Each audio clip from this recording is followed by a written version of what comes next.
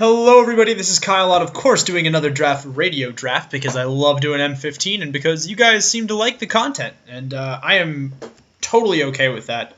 You know, you got to give the people what they want, and what the people want is a Heat Ray. There's a Hornet's Nest, which is a fine card, but Heat Ray is just the most flexible removal spell out of this pack, and that's what we're going to be taking. There is also an Illusory Angel, which is a great card. Maybe I should take Illusory Angel. Nah, we'll take Heat Ray. It's hard to say no to a Heat Ray, man. Heat Ray is such a good card. It is as flexible as you want it to be. It's a Scalpel sometimes and a Sledgehammer other times. Well, the best card out of this pack is certainly Broodkeeper. Broodkeeper just creates a wonderful board state, and it synergies quite nicely with a couple cards in this set. Inferno Fist and Heliod's Pilgrim being the two that come to my mind. There's also Shadowcloak Vampire, probably the second best card in the pack, followed by Covenant, Swiftclaw, Raise the Alarm, Charging Rhino. This is a great pack, but we're taking the Broodkeeper.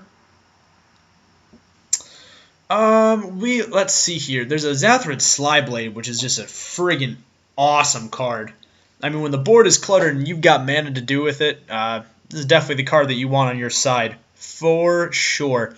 I like it better in Sealed than I do in Draft, but that's Sealed tends to be slower, and you want stuff to do with your mana, and she gives you a way to do that. I think the three best cards in the pack, however, are Slyblade, Coral Barrier, Generator Servant, Blastfire Bolt, and then nice little fifth choice runner-up being Shaman of Spring, and then probably Swiftclaw after that. I think we'll take Generator Servant, or maybe we'll take the Blastfire. Generator Servant. I like having a 2-drop for Convoke reasons, and then being able to tap it and gain some incidental value out of some other stuff is nice as well. So, 2-drop it is. Wow, doozy of a pack for green. Siegeworm and Elvish Mystic are the two cards that are up for consideration, with the third best card in the pack being Gravedigger. We'll take the Siegeworm. I don't think Siegeworm is that much better than Elvish Mystic, but it is better than Elvish Mystic, so that's what we'll be taking. Certainly, it synergies nicely with our Generator Servant that we picked up, so happy to see Siegeworm. Well, that's a second Zathrid Slyblade, folks. I do like that card quite a bit. But there's a Shaman of Spring, and Shaman of Spring is actually kind of nice. I like being able to play that Siegeworm, and those are really late Elvish Mystic too. So I'm willing to bet that the green might be a flowing. We'll see what happens. Well, it looks like I bet wrong. There's a Sign in Blood, which I think is what we're going to be taking. Sign in Blood or Typhoid Rats, which I think is what we're going to be taking. There's also a Thundering Giant, which I don't mind taking. I like Thundering Giant quite a bit. The three best cards in the pack are Sign in Blood, Typhoid Rats, and probably Nimbus of the Isles. And then Thundering Giant is number 4. I will take the Giant, though. Giant, I'd like to cut red pretty hard, especially if we've got a Heat Ray and a Broodkeeper. Yeah, I don't mind cutting that for signaling purposes. Let's see. We've got Invasive Species. That's a card that I like a lot. If you can get sort of incidental stuff. It also really does well against people who are playing the Oppressive Rays and Encrusts that you see floating around. I think the pick for us is going to be between Invasive Species, Evolving Wilds, or Ranger's Guile. And the safest course of action, I think, is to grab the Evolving Wilds. It's going to let us splash pretty aggressively and let us thin out our decks. And I think that's a good call. I'm always up for keeping my options open. Now, there is a Scrapyard Mongrel, which I don't mind particularly. There's also an Undergrowth Scavenger, and Scavenger does get pretty good if we can get our hands on some Wayfinder Satyrs. I think that's what we'll do. Wayfinder Satyr is a great card in decks where you have stuff like Siegeworm and Scavenger. So, but there's also no good artifacts that I've seen to make Scrapyard Mongrel anything more than a Hill Giant. So that's what we're taking. That's a really late Paragon of Open Graves. Just a super, super late card. I've actually stopped taking black in a lot of these, or I've tried to stop taking black, just because I want to give you guys a little bit of a different strategy. But, Pete, man, you guys keep passing it to me. I do love you for it, but we're taking the Blastfire Bolt. Yikes. There's a Covenant of Blood, Unmake the Graves, Shadowcloak Vampire, Eternal Thirst. Thirst probably goes really well with our Broodkeeper, but Shadowcloak Vampire is the best card. That's what we're taking. We'll take a second Blastfire Bolt. I'm fine with that. Of course, Gravedigger Wheels. Eternal Thirst is what we'll take here, and then a Carnivorous Moss Beast. Alright, stop playing black. Stop passing me black, guys. Guys, black is an incredible color. It's a resilient, it's got lots of good playables. It makes a great support color. Stop passing it to me, please. I want to play something different. Oh, man. We probably won't play Moss Beast. What we did, that is a Chord of Calling. I do like Chord of Calling, although I don't know if I like it as much as I like Living Totem or Satyr Wayfinder.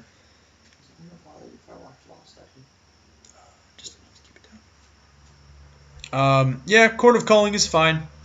Satyr Wayfinder is also fine. There's also a Living Totem and a Hunt the Weak. I would take Hunt the Weak, but we've already got three ways to reach out and touch people. So I think it's between the Chord, the Invasive Species, and the Wayfinder. I don't mind Wayfinder that much. Nice little 2-drop. Makes our Undergrowth Scavenger good, and if we get more Undergrowth Scavengers, well, we get more Undergrowth Scavengers.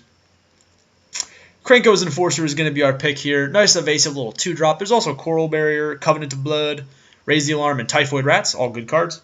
But got to get our evasive guys out when we can.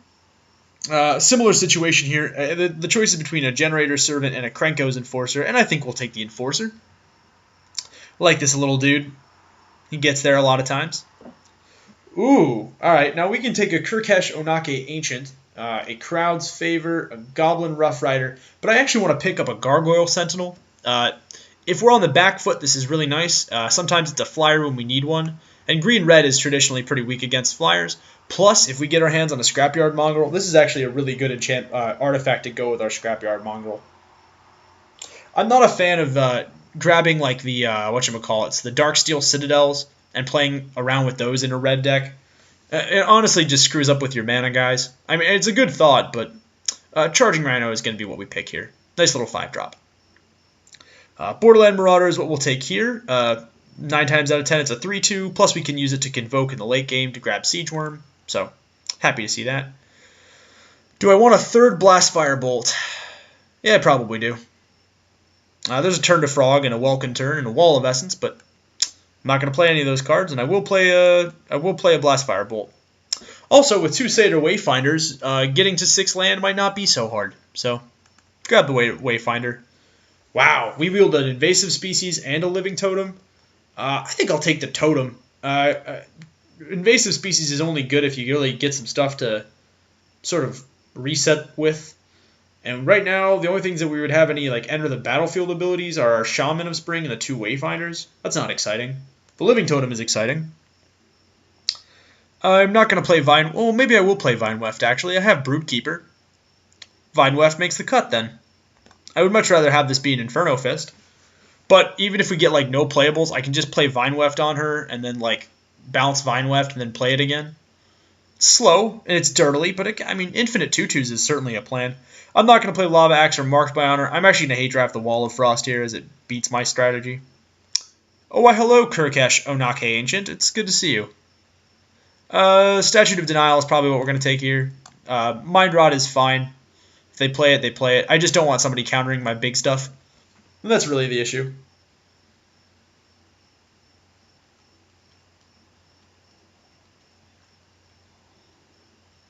There's a Feast on the Fallen. Card I don't like too much, but it is what it is.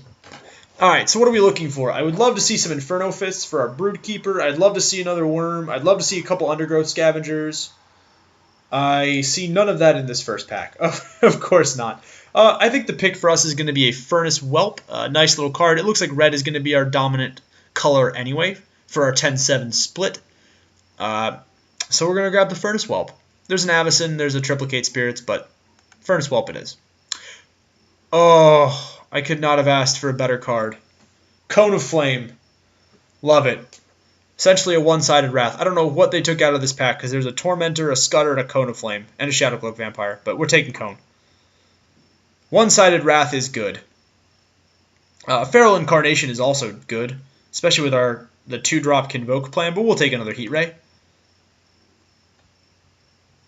2 Heat Rays, 2 Blast Firebolts, that's probably going to make the main cut, and then a Cone of Flame. Seems good.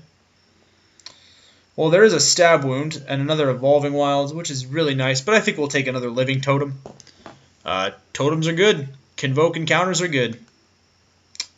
There's an Undergrowth Scavenger. That's perfect. That's exactly what we want to see here. There's another Scrapyard Mongrel, certainly, but we've got 2 Wayfinders, and not afraid to use them. So, Scavenger it is. Have not seen any good auras either to put on our Broodkeeper, other than that Vine Weft. I don't even know if I want the Vine Weft, in all honesty.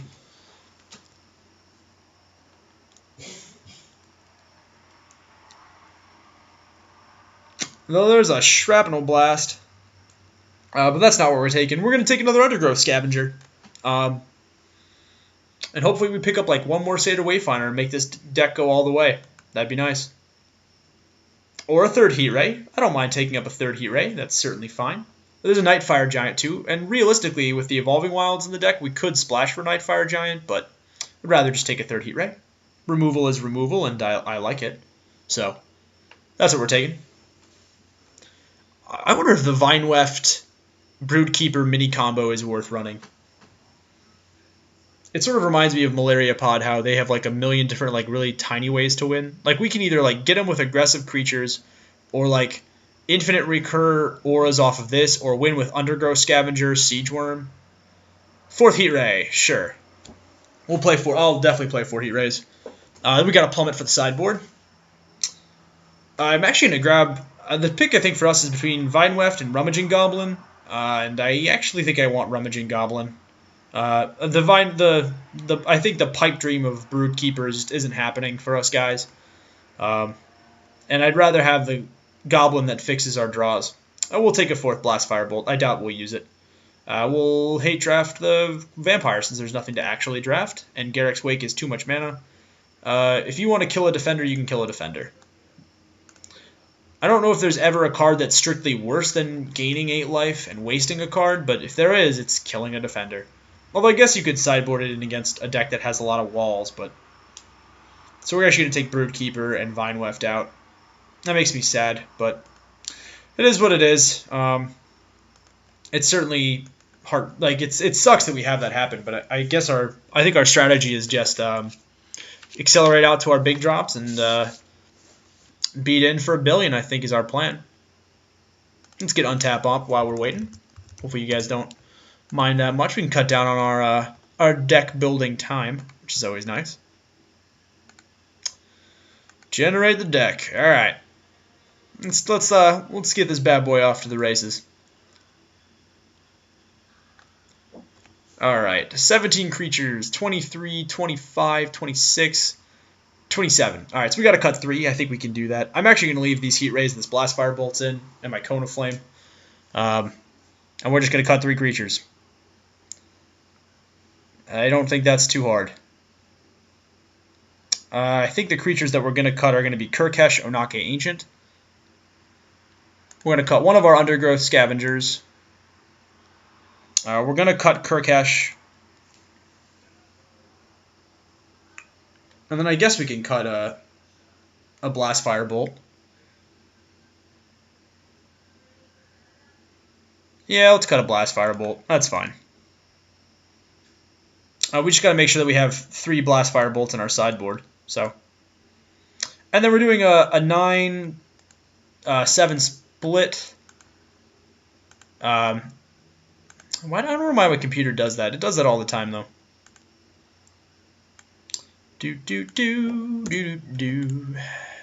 Skip my bay down, Apple Jacks. I remember that commercial. It was weird. Cool commercial. And like, here I come, I am Cinnamon. Here I come, I am Cinnamon. Yes, you are, Cinnamon. Yes, you are. Alright, we're going to copy-paste this bad boy. I think our deck plan does not require Broodkeeper and then the Vine Weft. I think what it requires is us to play dudes and then kill their dudes. I think that's pretty straightforward. We've also got one Undergrowth Scavenger in our sideboard that we cut.